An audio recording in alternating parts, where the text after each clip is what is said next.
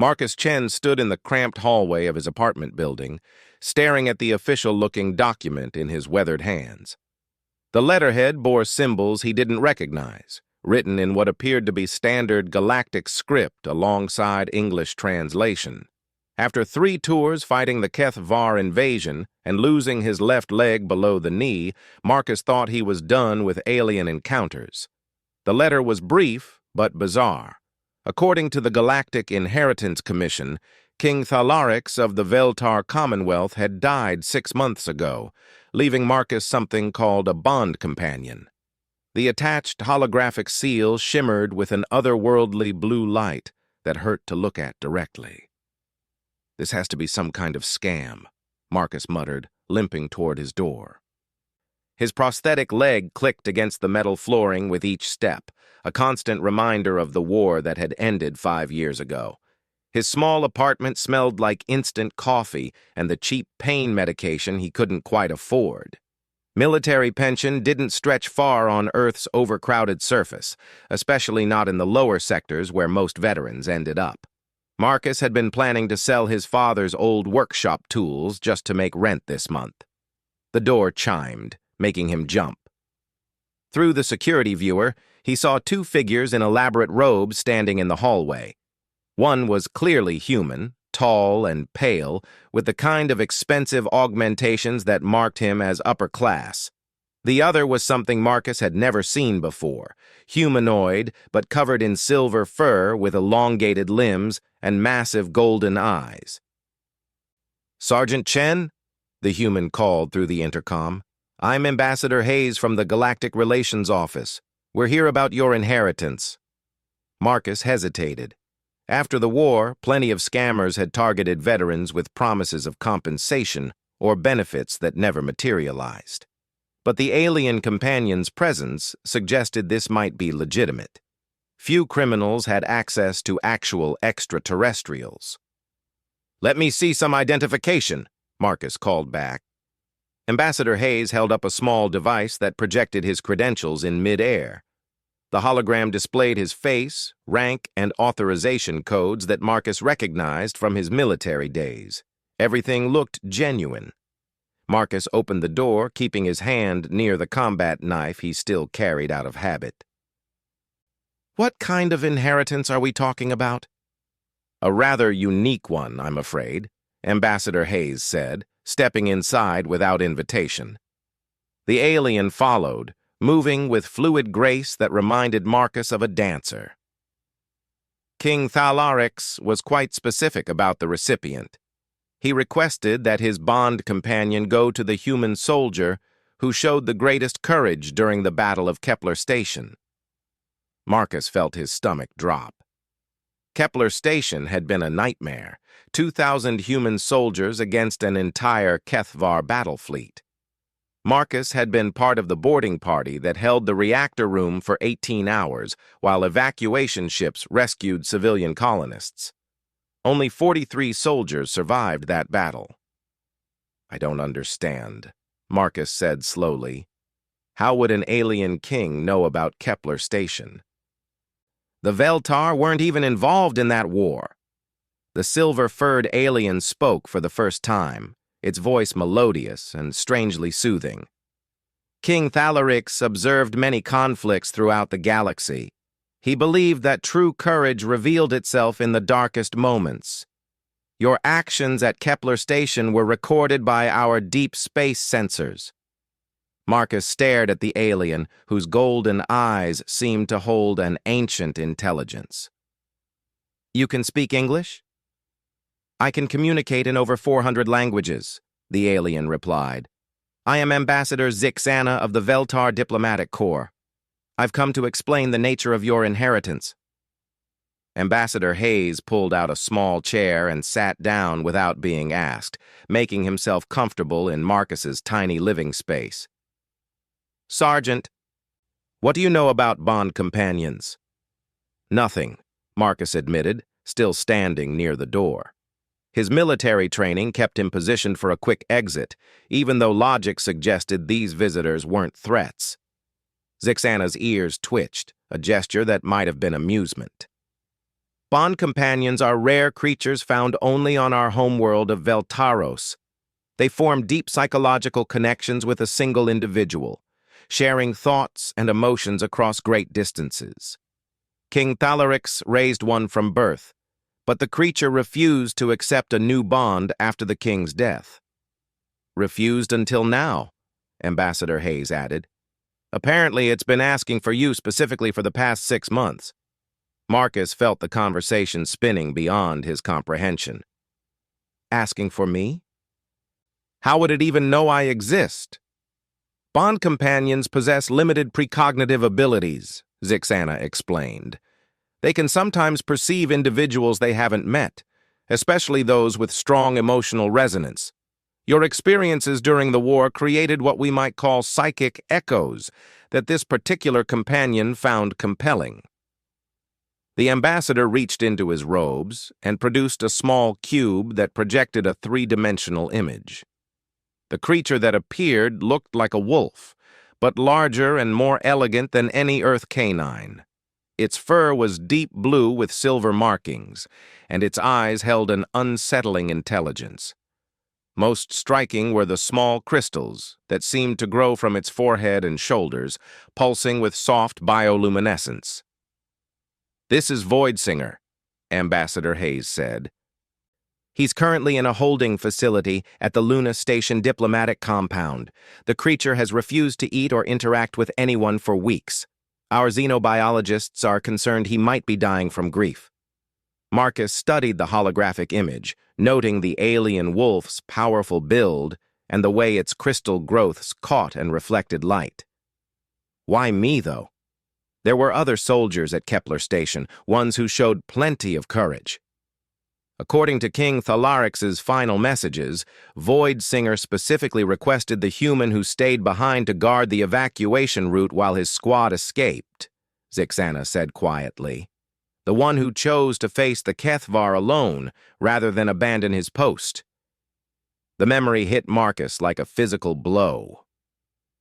The final minutes at Kepler Station, when Sergeant Williams had been badly wounded and couldn't move quickly enough.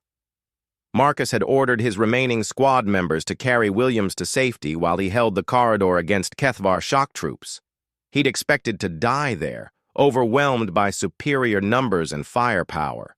Somehow he'd survived long enough for rescue ships to arrive. The doctors said it was a miracle he'd only lost his leg, considering the amount of plasma burns covering his body. The creature knows about that? Marcus asked, his voice barely above a whisper. Bond companions perceive emotional truth rather than simple facts, Ambassador Hayes explained. Voidsinger sensed your willingness to sacrifice yourself for others. That kind of selfless courage is apparently rare enough to transcend species barriers. Marcus walked to his small window, looking out at the endless sprawl of Earth's surface cities. Millions of people packed into towers that stretched toward a sky hidden by industrial haze. After the war, he'd felt disconnected from everything, unable to relate to people who hadn't experienced combat or loss on such a scale. What would I need to do? He asked finally. Travel to Luna Station and meet Voidsinger, Zixana said. If the bond forms successfully, you would become his permanent companion. The arrangement includes full galactic citizenship, a generous monthly stipend, and access to Veltar medical technology. Marcus turned back toward his visitors, his mind racing. Galactic citizenship meant freedom to travel between worlds, to escape Earth's overcrowded poverty and limited opportunities. The medical technology alone could probably fix his leg completely. There must be a catch, Marcus said. Nobody gives away that kind of package for free. Ambassador Hayes smiled grimly. Bond companions live for approximately 200 Earth years. Once the bond forms, breaking it would be traumatic for both parties. You'd essentially be committing to a lifetime partnership with an alien creature whose psychology we don't fully understand. Additionally, Zixana added, bond companions are not pets or servants. They're highly intelligent beings with their own personalities and desires. Void Singer might ask you to travel to dangerous places or involve yourself in situations you'd rather avoid. The bond creates obligations on both sides. Marcus thought about his current life. Tiny apartment, constant pain, barely enough money for food and medication. His only social contact was the weekly group therapy sessions with other veterans, where they sat in a circle and tried to pretend their nightmares were getting better. "When would I need to give an answer?" he asked. "Soon," Ambassador Hayes said, standing to leave. "Void Singer's health is declining rapidly. Our estimates suggest he has perhaps 2 weeks before the grief becomes fatal. If you're going to refuse, we need to know immediately so we can begin searching for alternative candidates." After the visitors left, Marcus spent hours staring at the holographic projector they'd given him. He replayed the image of Void Singer over and over, studying the alien wolf's expression and posture. Even in a static projection, the creature seemed to radiate a profound sadness that Marcus recognized from his own darkest moments. That night, Marcus dreamed of Kepler Station for the first time in months, but instead of the usual nightmare of plasma fire and screaming comrades, he found himself standing in the reactor room with a blue-furred wolf beside him. The creature's crystal growths pulsed in rhythm with the station's emergency lighting, and when Marcus looked into its eyes, he saw understanding rather than judgment. He woke before dawn with his decision made. The journey to Luna Station took 18 hours on a commercial transport, the longest trip Marcus had taken since his medical discharge. The ship's artificial gravity was lighter than Earth normal, making his prosthetic leg feel less burdensome than usual. He spent most of the flight reading the information packet Ambassador Hayes had provided. Bond companions were apparently native to a planet where psychic abilities had evolved naturally in most life forms. The wolves were among the most powerful telepathic species, capable of forming connections across interstellar distances. King Thalarix had discovered Void Singer as an orphaned pup and raised him within the royal court. The psychological profiles painted a picture of a creature with intelligence equivalent to a human graduate student, but with emotional needs more similar to a pack animal. Void Singer had spent 40 Earth years bonded to King Thalarix, sharing thoughts and experiences in a way that humans could barely comprehend.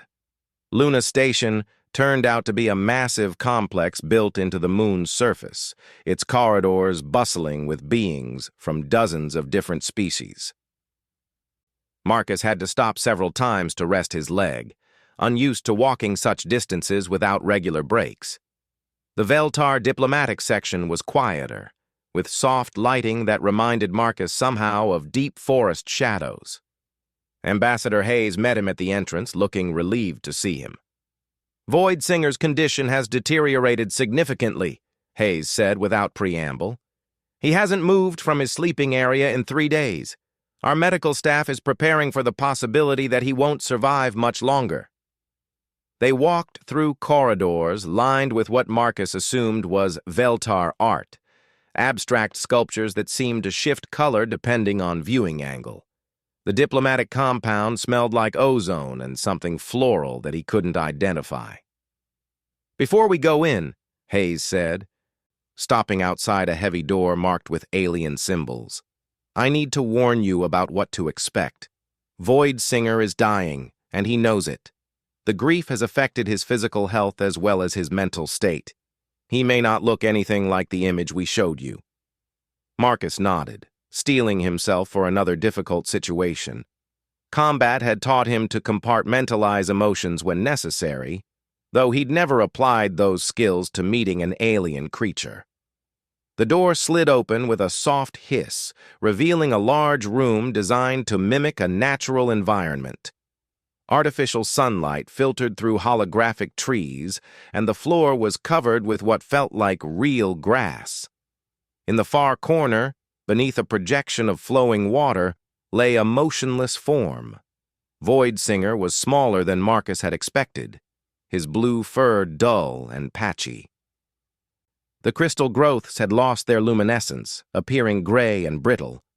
The alien wolf's breathing was shallow, barely visible from across the room. "He hasn't responded to anyone in days," Hayes whispered. "Even the other Veltar diplomats can't reach him telepathically."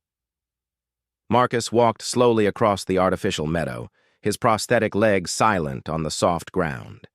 As he approached, he could see that Void Singer was indeed dying.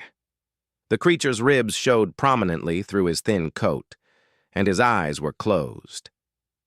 "Hey there," Marcus said quietly, settling down on the grass beside the wolf. "I'm Marcus. I heard you wanted to meet me." For a long moment, nothing happened. Marcus began to wonder if he'd arrived too late, if the creature had already slipped beyond the ability to form new connections. Then Void Singer's eyes opened, revealing irises of deep amber that seemed to contain flecks of gold. The alien wolf lifted his head slightly, studying Marcus with an intensity that felt like being examined under a microscope. When their eyes met, Marcus felt something shift inside his mind. It wasn't painful, exactly, but it was definitely alien, like discovering a new room in a house he thought he knew completely. Images flashed through his consciousness. The reactor room at Kepler Station, his wounded squad mate's face, the decision to stay behind and fight. But beneath the images, Marcus sensed something else: recognition, gratitude, and a profound loneliness that matched his own. Void Singer had been searching for someone who understood the weight of loss, the burden of surviving when others hadn't. "I know," Marcus whispered, reaching out to touch the creature's head. "I know what it's like to lose everyone." Void Singer's crystal growths began to pulse with faint light, and Marcus felt the alien's voice in his mind rather than hearing it with his ears. "Pack, brother," the voice said, warm and grateful. Finally. The bond formation took 3 days. Marcus had expected something dramatic, like the telepathic connections portrayed in old science fiction films. Instead, the process felt like slowly learning a new language, one spoken through emotions and shared memories rather than words. He stayed in the diplomatic compound's guest quarters while Void Singer recovered his strength. The alien wolf's physical transformation was remarkable. His fur regained its lustrous blue color, the crystal growths began pulsing with steady bioluminescence, and his appetite returned with surprising vigor. "The medical staff is amazed," Ambassador Hayes told Marcus on the 4th morning. "Void Singer's cellular regeneration is proceeding faster than our best estimates predicted. Whatever you're doing seems to be working." Marcus wasn't sure he was doing anything specific. He spent most of his time sitting with Void Singer, sometimes talking aloud about his experiences, other times simply sharing quiet companionship. The telepathic connection grew stronger each day, allowing them to exchange simple concepts and feelings. Hunt memory, Void Singer projected during one of their sessions, sharing an image of himself as a young pup stalking through alien forests alongside King Thalarix.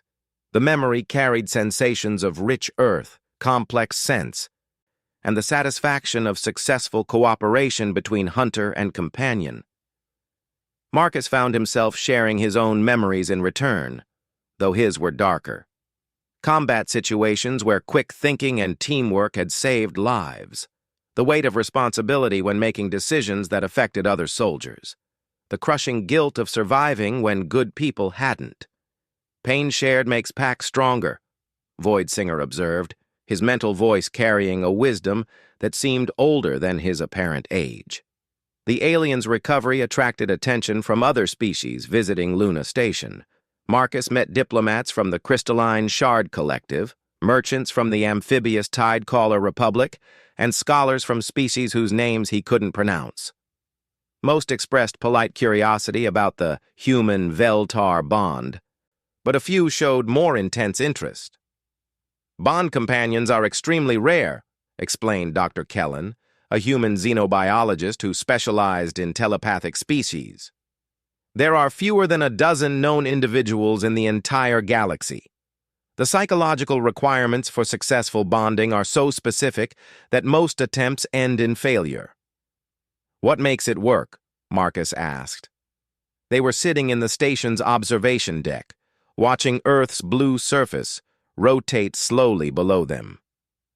Complementary trauma responses, Dr. Kellen said bluntly.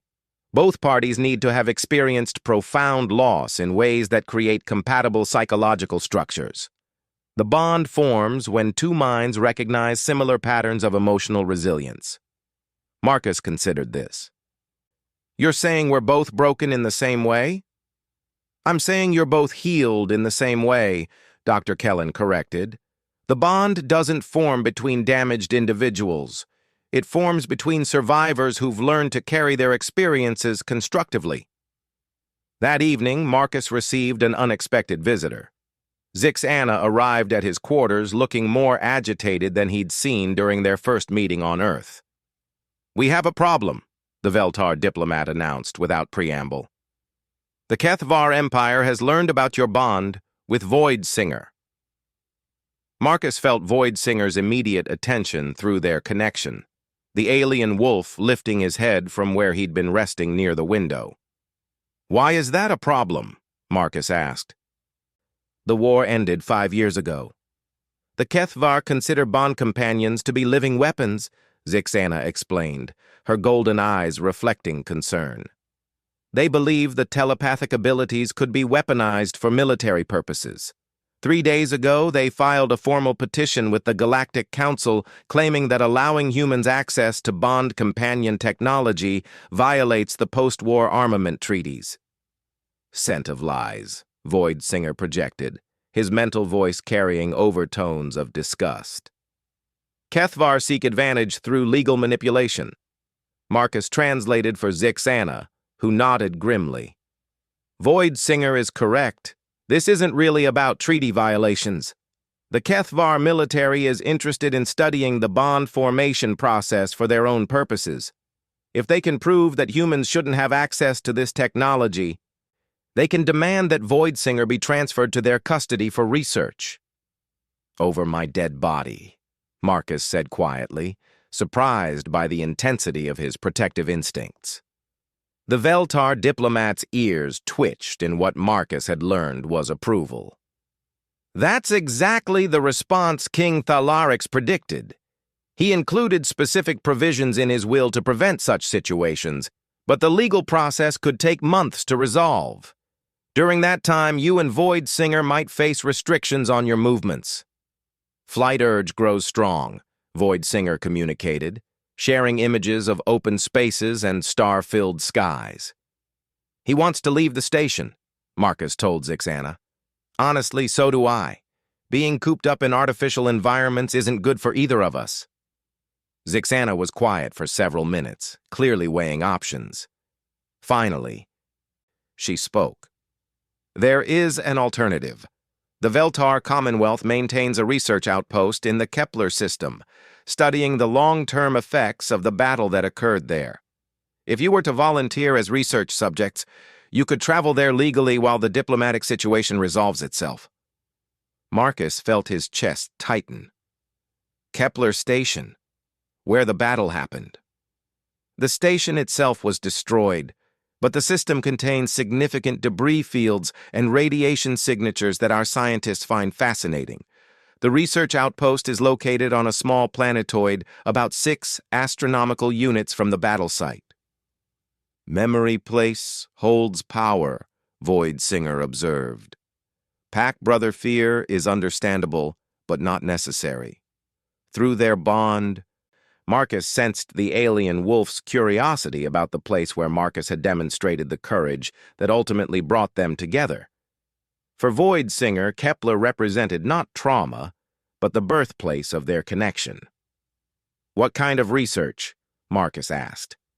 Psychological profiles of combat veterans, studies of decision-making under extreme stress, analysis of leadership patterns during crisis situations, Zixana listed. The kind of work that requires willing participants with relevant experience. You would be well compensated, and the posting would last approximately 6 months. Marcus looked out at Earth's surface, thinking about his empty apartment and uncertain future. The military pension wouldn't improve, and his prospects for meaningful employment were limited by both his physical limitations and the economic realities facing most veterans. Adventure scent grows stronger, Void Singer projected hopefully. When would we leave? Marcus asked. The journey to the Kepler system took 2 weeks aboard a Veltar research vessel. The ship was unlike anything Marcus had experienced during his military service. Organic curves instead of harsh angles, soft bioluminescent lighting instead of stark fluorescence, and a gentle hum that reminded him of distant music. The crew treated both Marcus and Void Singer with respectful curiosity, rather than the clinical detachment he'd expected from researchers. Dr. Myra Ostalon, the project's lead scientist, was a tall woman with silver hair and augmented eyes that could perceive spectrums beyond normal human vision. The Kepler system has become a natural laboratory for studying the psychological aftereffects of large-scale combat, Dr. Ostalon explained during their initial briefing. The spatial distortions left by the battle created unique quantum signatures that seemed to interact with telepathic abilities in unexpected ways. Void Singer had grown larger during the journey, his body responding to the reduced stress and improved nutrition. The crystal growths on his shoulders now pulsed in complex patterns that Marcus was learning to interpret as emotional states. Currently, they showed the rapid flickers that indicated excitement and anticipation. "What exactly do you want us to do?" Marcus asked. "Initially, just exist here and allow us to monitor your bond formation progress," Dr. Ostalon said. "The quantum environment might accelerate or modify the telepathic connection in ways we can study.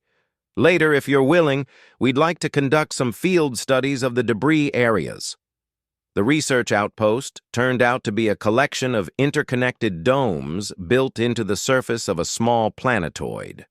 Through the transparent aluminum windows, Marcus could see the brilliant star that had once illuminated Kepler Station, now surrounded by glittering clouds of metallic debris. Their living quarters were comfortable but simple, with separate sleeping areas connected by a common room that included recreational equipment and a small kitchen. Void Singer immediately claimed the space near the largest window, settling into what Marcus recognized as his preferred observation position.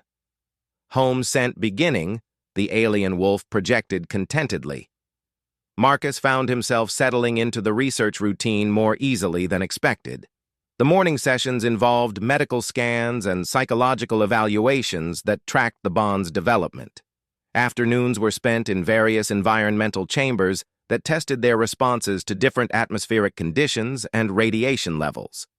The most interesting discoveries came during the telepathic range tests.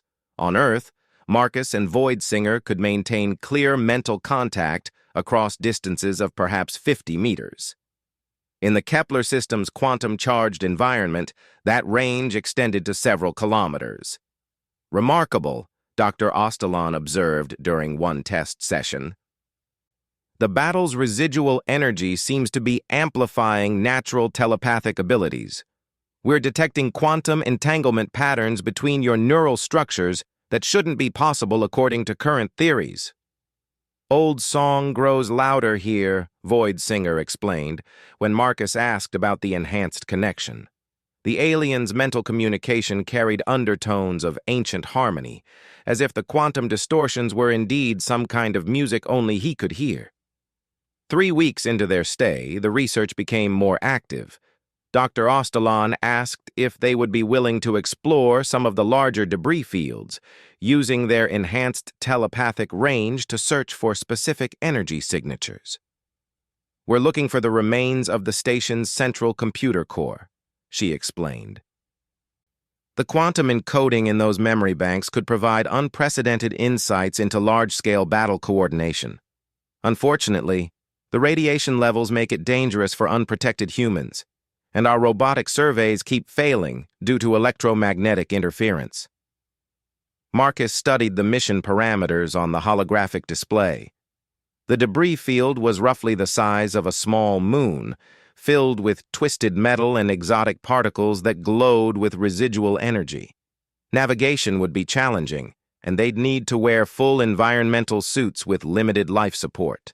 Hunting challenge appeals, Void Singer observed, his crystal growths flickering with anticipation. "What makes you think we can succeed where the robots failed?" Marcus asked. "The telepathic bond might allow you to navigate using quantum resonance rather than conventional sensors," Dr. Ostalon said. "Void Singer's species evolved to hunt using psychic tracking abilities. In this environment, those abilities might translate into technological detection skills." Marcus considered the risks. His military experience included zero-gravity combat operations, but always with proper backup and extraction procedures. This would be just him and Void Singer in an experimental spacecraft, searching for needle-in-haystack computer components while surrounded by radiation and unstable debris. "When do we start?" he said. The exploration vessel was a modified shuttle with enhanced shielding and life support systems designed for extended operations in hazardous environments. Marcus spent 2 days learning the controls, while Void Singer underwent fitting for a custom environmental suit that accommodated his unique physiology. "Pack hunt begins," Void Singer projected as they approached the debris field's outer edge. Through their bond, Marcus could sense the alien wolf's excitement mixed with focused determination. The first few hours were routine scanning operations, identifying safe navigation corridors and mapping the largest debris clusters. Marcus gradually relaxed into the familiar rhythm of piloting, his military training adapting to the shuttle's civilian controls. Then Void Singer's behavior changed. The alien wolf moved to the forward observation port, his crystal growths pulsing in rapid, complex patterns that Marcus had never seen before. "Old pain scent grows stronger," Void Singer communicated. "Metal memories call from the darkness." Through their bond, Marcus began to sense what the alien was experiencing. Faint psychic echoes left behind by the battle, emotional imprints embedded in the twisted metal around them. The sensation was like walking through a graveyard where the dead could still whisper. "Can you track it?" Marcus asked aloud. "Yes, but Pack Brother Heart must be strong. Many ghosts swim in this metal sea." Marcus adjusted their course based on Void Singer's guidance, following the telepathic trails toward a massive debris cluster near the field's center. As they approached, he began to understand what the alien wolf meant about ghosts. The quantum distortions here were thick with residual emotional energy, fear, determination, sacrifice, loss, all the feelings of soldiers who had died fighting to protect civilian evacuees. "There," Void Singer indicated, directing Marcus's attention to a partially intact section of hull plating that showed traces of the original station's identifying marks. The computer core was buried deep within the debris cluster, protected by layers of twisted metal but still intact according to their sensors. Retrieving it would require careful maneuvering and some external work with cutting tools. Marcus positioned the shuttle for optimal access, then began the delicate process of clearing a path to their target. As he worked, Void Singer maintained vigilant watch, his enhanced senses detecting structural instabilities and radiation spikes that their instruments missed. "Pack Brother demonstrates great skill cunning," the alien wolf observed approvingly as Marcus successfully extracted a section of memory core housing. It took 6 hours to complete the extraction, but they returned to the research outpost with intact samples that made Dr. Ostalon's team practically dance with excitement. The quantum-encoded data contained detailed records of the battle's final stages, including tactical decisions and communication logs that historians had thought were lost forever. "This is extraordinary," Dr. Ostalon told them during the debriefing. "The emotional resonance data embedded in these files provides completely new insights into human decision-making under extreme stress. The records show that your unit's final stand wasn't just tactically sound. It was psychologically optimal for maintaining civilian morale during evacuation." Marcus felt a strange sense of closure, learning that his squad's sacrifice had been even more meaningful than he'd realized. Through their bond, he sensed Void Singer's deep satisfaction at having helped uncover this lost piece of history. Pack pride grows strong, the alien wolf projected. Ancient ghosts can rest now. That night, as they rested in their quarters while the planetoid's artificial gravity slowly rotated them toward the system's star, Marcus reflected on how dramatically his life had changed. 3 months ago, he'd been a struggling veteran with limited prospects and constant pain. Now he was part of a telepathic partnership, exploring the galaxy's mysteries while contributing to scientific advancement. "Tomorrow sent carries new adventure," Void Singer observed contentedly from his position by the window. Marcus smiled, looking out at the debris field where they'd spent the day. The twisted metal no longer looked like a graveyard to him. Instead, it seemed like a memorial, a reminder of courage and sacrifice that had brought him and his alien companion together. Whatever challenges awaited them in the months ahead, he was confident they could face them as partners. Marcus woke to alarms blaring throughout the research outpost, red emergency lighting casting harsh shadows across their quarters. Void Singer was already alert, his crystal growths pulsing in the rapid danger pattern that Marcus had learned to recognize. "War scent approaches. Metal teeth and fire breath seek pack, brother," Void Singer projected, his mental voice tight with tension. Through their bond, Marcus could sense the alien wolf's heightened awareness, picking up psychic signatures from approaching spacecraft. The emotional resonance carried familiar undertones: cold calculation, ruthless efficiency, the mental patterns he remembered from fighting Kethvar forces during the war. Dr. Ostalon's voice crackled through the emergency intercom system. "All personnel to secure stations. We have 3 Kethvar interceptors requesting permission to board for a diplomatic inspection. They claim to have Galactic Council authorization to examine our research subjects." Marcus rolled out of bed, his prosthetic leg clicking against the metal flooring as he moved to the window. Against the star-filled backdrop, he could see 3 angular ships approaching the outpost with their weapon systems clearly visible but not yet powered. "How did they find us so quickly?" Marcus asked aloud, though he suspected he already knew the answer. "Legal hunt grows short of prey. Kethvar choose different hunting method," Void Singer observed grimly. The intercom crackled again. "Marcus Chen, please report to the main conference room immediately. The Kethvar delegation specifically requested your presence." Marcus dressed quickly, strapping on the combat knife he still carried everywhere and checking the emergency beacon that would signal their research vessel if activated. Void Singer followed him through the outpost's corridors, the alien wolf's enhanced senses remaining alert for any signs of deception or threat. The conference room was crowded with research staff and 3 Kethvar officers in full ceremonial armor. Marcus recognized the species' distinctive features: elongated skulls, metallic skin with embedded technological implants, and eyes that glowed with artificial enhancement. During the war, those glowing eyes had been the last thing many human soldiers ever saw. Commander Vexthai, identified by the elaborate decorations on his armor, stepped forward with a formal bow that somehow managed to convey both respect and threat. "Sergeant Chen," the Kethvar officer said in accented but precise English, "we meet at last.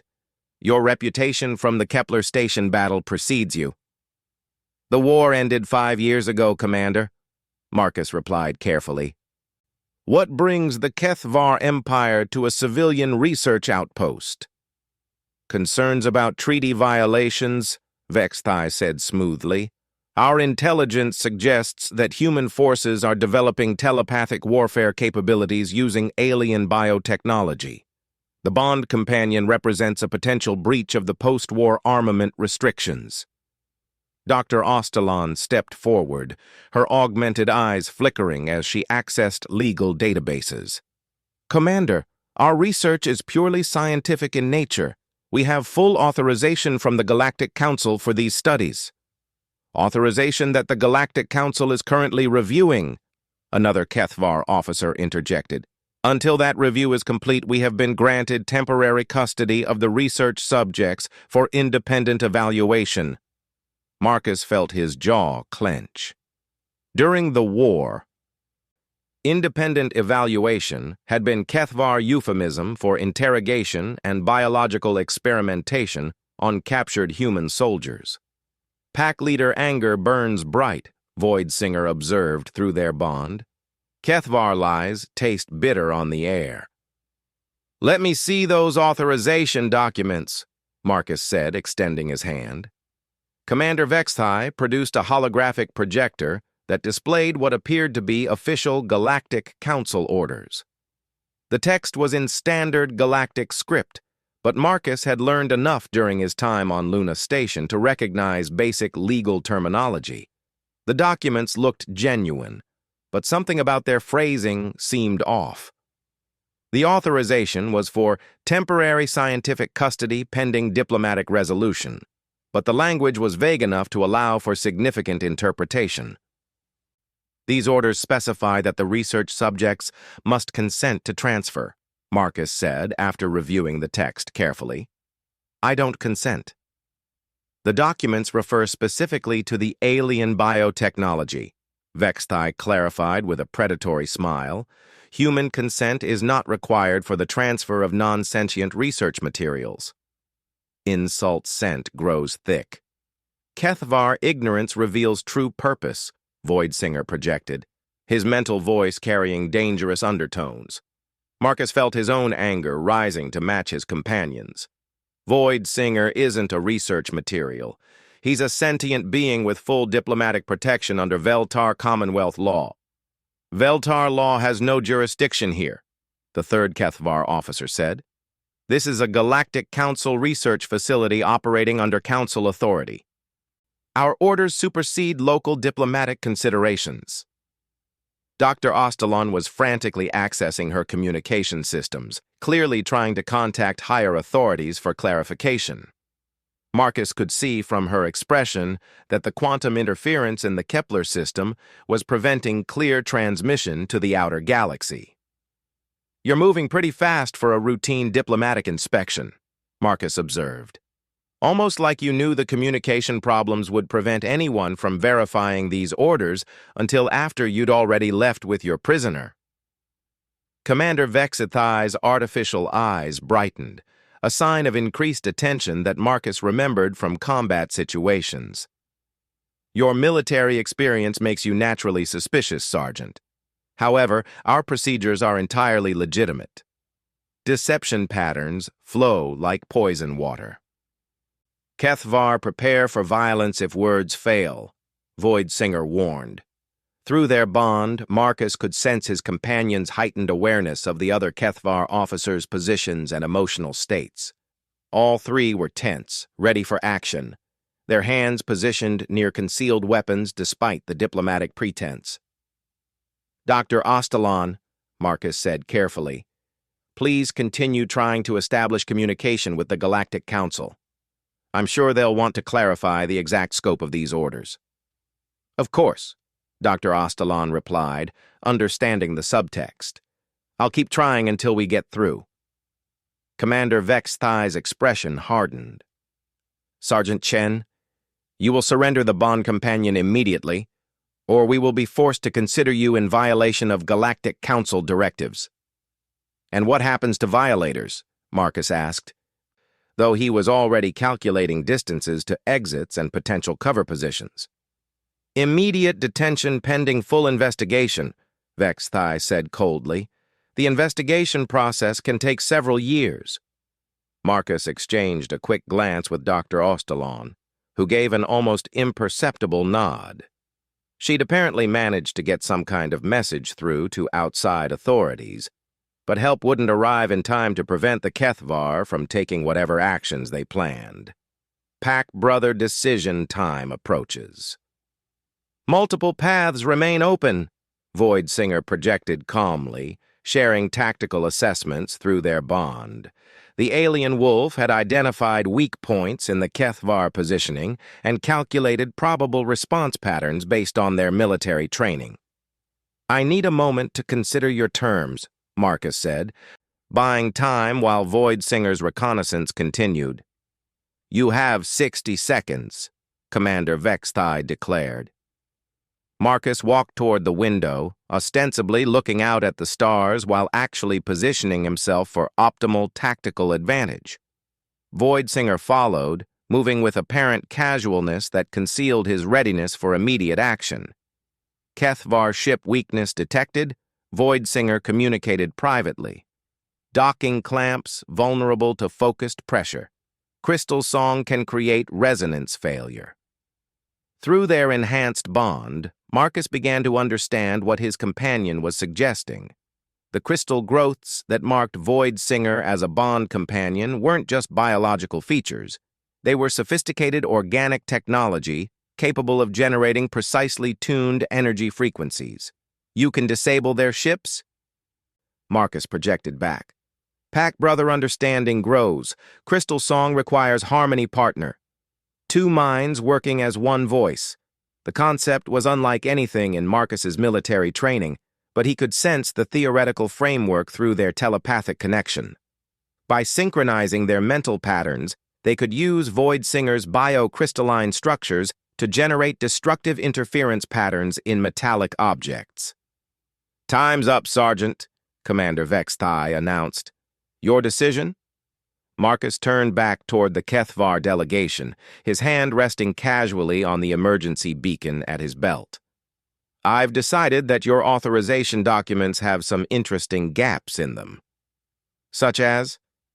"They don't actually specify which research subjects you're authorized to collect," Marcus said. "The language is generic enough to apply to anyone conducting telepathic studies. That would include your own officers, wouldn't it? I mean, you'd need telepathic abilities to properly evaluate a bond companion." Vexthai's artificial eyes flared brighter, a sign of increased aggression. "Do not attempt to delay this process with legal technicalities." "Not a delay," Marcus said, activating the emergency beacon. "Just making sure everyone understands the situation." The beacon signal would alert their research vessel and begin emergency protocols, but more importantly, it would create an electromagnetic pulse that would interfere with the HFY officer's cybernetic implants for several crucial seconds. "Now, Pack brother." "Crystal song begins," Void Singer projected. Marcus felt his consciousness merge with the alien wolves in a way they'd never experienced before. Their separate minds became facets of a single awareness, human tactical thinking combining with Veltar biosonic abilities to create something entirely new. The crystal growths on Void Singer's body began to resonate, generating frequencies that made the metal walls of the conference room vibrate sympathetically. The sound was barely audible to human ears, but Marcus could feel it through their shared consciousness, a deep harmonic that seemed to reach into the molecular structure of the surrounding materials.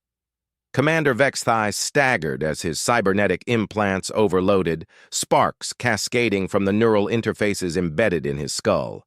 The other HFY officers were similarly affected, their enhanced vision failing as the resonance frequencies disrupted their artificial systems. "Extend range song," Void Singer projected, and Marcus felt their combined consciousness reach beyond the outpost toward the HFY ships. The docking clamps connecting the interceptors to the research station began to vibrate at their resonant frequency, metal fatigue causing critical joints to fail. Through the conference room's windows, Marcus could see sparks and escaping atmosphere as the HFY vessels automatically disconnected from the outpost to prevent structural damage. "You cannot escape!" Vexthai snarled, drawing a plasma weapon despite his obvious disorientation. "Our ships will pursue—" His words were cut off as Dr. Ostalan activated the station's emergency lockdown procedures, sealing all external passages and activating defensive shields. The HFY officers were now trapped aboard the outpost while their ships drifted helplessly in space with damaged docking systems. Hunt song complete. Prey ships flee like wounded scavengers, Void Singer observed with satisfaction. Through their bond, Marcus could sense his companion's exhaustion from the effort, but also a deep pride in their successful cooperation. They had faced a threat neither could have handled alone and emerged victorious through perfect synchronization. Impressive, Commander Vexthai said grudgingly, his plasma weapon still trained on Marcus despite the tactical situation. But you have merely delayed the inevitable. The Kethvar Empire will not abandon this prize easily. Actually, Dr. Ostalon said cheerfully, your little demonstration just provided us with some very interesting data. Did you know that unauthorized weapons discharge during a diplomatic mission constitutes an act of war under Galactic Council regulations? Marcus smiled as he realized what the doctor meant. The entire confrontation had been recorded by the outpost's security systems, providing clear evidence of Kethvar aggression and deception. The diplomatic inspection was revealed as an attempted kidnapping mission using forged authorization documents. More importantly, Dr. Ostalon continued, our telemetry shows that your ship's critical systems have been completely disabled. You'll be staying here as our guests until Galactic Council investigators arrive to sort out this misunderstanding. The next few hours were chaotic, but ultimately satisfying. The arriving investigators included Ambassador Hayes and Zix Anna, who had been monitoring the situation and traveling toward the Kepler system as soon as they detected the Kethvar movements. The forged documents were quite sophisticated, Zix Anna explained during the aftermath briefing, but they contained several errors that became obvious under detailed analysis. The Kethvar Empire will face significant diplomatic consequences for this breach of Galactic Council protocols. Commander Vexthai and his officers were transferred to a council detention facility pending formal charges, while their damaged ships were impounded as evidence. The incident effectively ended the legal challenges to Marcus and Void Singer's bond, since the Kethvar's attempted coercion had clearly demonstrated their true motives. What happens next? Marcus asked as they prepared to leave the research outpost. That depends on what you want, Ambassador Hayes replied. Your bond with Void Singer has proven remarkably stable and powerful. The Veltar Commonwealth would be interested in offering you both positions with their diplomatic corps, if you're inclined toward public service. New Pact territory calls with interesting sense, Void Singer projected thoughtfully. Marcus considered the offer while looking out at the debris field where this adventure had begun. 6 months ago, he'd been a struggling veteran with no clear future. Now he was part of a telepathic partnership with capabilities that even the scientists didn't fully understand. Diplomatic work sounds challenging, Marcus said. What would it involve? Mediating disputes between species with incompatible communication methods, Zix Anna explained. Investigating telepathic phenomena on frontier worlds, serving as liaison between human colonies and alien civilizations. The kind of work that requires both military experience and the unique abilities you've developed. Marcus felt Void Singer's enthusiasm through their bond, mixed with the alien wolf's natural curiosity about new experiences and environments. After spending most of his life in the sterile confines of the royal court, Void Singer was eager to explore the galaxy's diversity. We'll need proper equipment, Marcus said. A ship suitable for long-range missions, diplomatic credentials, probably some advanced communication gear. All provided, Ambassador Hayes assured him, plus full medical benefits, generous hazard pay, and access to the most advanced prosthetics technology in the galaxy. Your leg injury could be completely healed within a few weeks. Marcus looked down at his prosthetic leg, then at Void Singer, whose crystal growths were pulsing with anticipation. The alien wolf had given him a new purpose and partnership beyond anything he'd imagined possible. Adventure scent grows strong. Pack brother ready for new hunting grounds? Void Singer asked hopefully. When do we start? Marcus replied. 2 months later, Marcus stood on the bridge of their assigned diplomatic vessel, watching a previously unknown solar system grow larger on the main display. They were responding to reports of a first contact situation that had gone badly wrong, with human colonists and an insectoid species apparently unable to communicate despite weeks of attempted negotiations. The ship was a marvel of Veltar biotechnology, its living walls responding to emotional states and its navigation systems partially controlled by telepathic interface. Marcus had needed several weeks to learn the basic controls, but Void Singer had adapted immediately, forming neural connections with the ship's organic components. New Pack territory shows interesting challenge patterns, Void Singer observed, studying the tactical displays with professional interest. Through their bond, Marcus could sense his companion's analysis of the situation. The human colonists were broadcasting frustration and confusion, while the insectoid species' emotional resonance suggested fear and territorial defensiveness. Neither group understood the other's communication methods or cultural assumptions. "Standard procedure for first contact mediation?" Marcus asked, reviewing their mission briefings. "Observe before acting, listen to pain sources, find harmony where others hear noise," Void Singer replied, sharing memories of similar situations from King Thalarix's diplomatic career. Marcus smiled, feeling the familiar satisfaction of working with a perfectly matched partner. His military experience provided tactical awareness and crisis management skills, while Void Singer's telepathic abilities offered insights into alien psychology that no human diplomat could achieve alone. "Contact both parties," Marcus told their communication officer. "Inform them that Galactic Council mediators are arriving to assist with the negotiations." As their ship entered the system's inner planets, Marcus reflected on how dramatically his life had changed since that day when Ambassador Hayes had knocked on his apartment door. The chronic pain was gone, replaced by enhanced physical capabilities from Veltar medical technology. The isolation and financial struggle had been replaced by meaningful work and a partnership that grew stronger with each passing day. "Pack brother contentment scent grows strong," Void Singer observed approvingly. This path was worth the hunting effort. Through their bond, Marcus could sense his companion's satisfaction with their shared life. Void Singer had found purpose beyond royal court ceremonies, using his abilities to bridge communication gaps between species that might otherwise remain hostile or suspicious. "Receiving transmission from the colonial governor," their communication officer reported. "They're requesting immediate assistance. Apparently, the situation has deteriorated significantly since the initial contact." Marcus felt his military training automatically engaging, analyzing potential threat scenarios and response options. Beside him, Void Singer's crystal growths began pulsing in the focused patterns that indicated tactical assessment mode.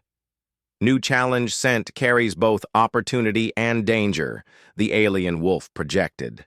"Pack strength will be tested." "Wouldn't be interesting otherwise," Marcus replied, settling into the command chair as their ship approached the troubled colony. Whatever challenges awaited them among the stars, he knew they would face them together. Human ingenuity and determination partnered with alien wisdom and telepathic abilities, creating something greater than the sum of their individual parts. The adventure was just beginning.